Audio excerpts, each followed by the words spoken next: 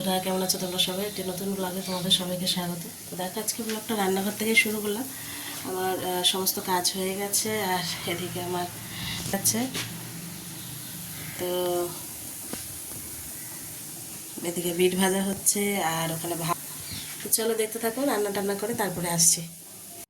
তো এই দেখো, আমার সমস্ত রান্নাবান্না হয়ে গেছে, ভাত হয়ে গেছে, এখানে হচ্ছে বিট ভাজা আর পাঁচমিশালি সবজি হয়েছে, একটা সজনে ডাঁটা টাটা দিয়ে সব রকম সবজি দিয়ে একটা পাঁচমিশালি সবজি হয়েছে।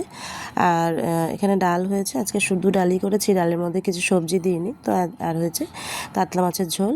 তো সব রান্নাবান্না হয়ে গেছে, এদিকে মেয়ের খাবারও রেডি হয়ে গেছে, আর এদিকে ওর টিফিনটাও আমার গোছানো হয়ে গেছে। রুটি, একটা বড় কাঁচা লঙ্কা, ওর আবার একটু কাঁচা লঙ্কা না হলে রুটিটা জমে না।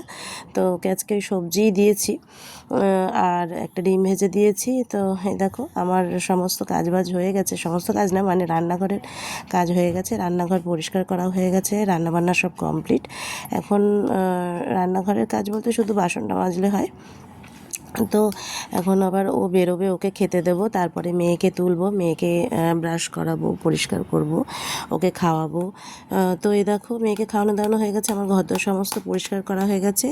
এই যে আমার সব কাজবাজ সেরে আমার স্নান হয়ে গেছে, মেয়েকেও স্নান করানো হয়ে গেছে। এখন আমার গোপুসোনাকেও পুজো দেওয়া হয়ে গেছে, এবার আমি মেয়েকে খাওয়াবো, তারপরে নিজেও খাবো, তারপরে আবার ওকে ঘুম পাড়াবো। তো এই যে সব পরিষ্কার টরিষ্কার হয়ে গেছে। এই দেখো, মেয়েকে খাইয়ে চলে এসেছি, তো নিজেও খেতে বসেছি। আর দেখালাম আজকে একটা স্পেশাল নিয়ে বসেছি, দুধ কলা। তো কে কে দুধ কলা খাও অবশ্যই আমাকে জানিও। টাটা।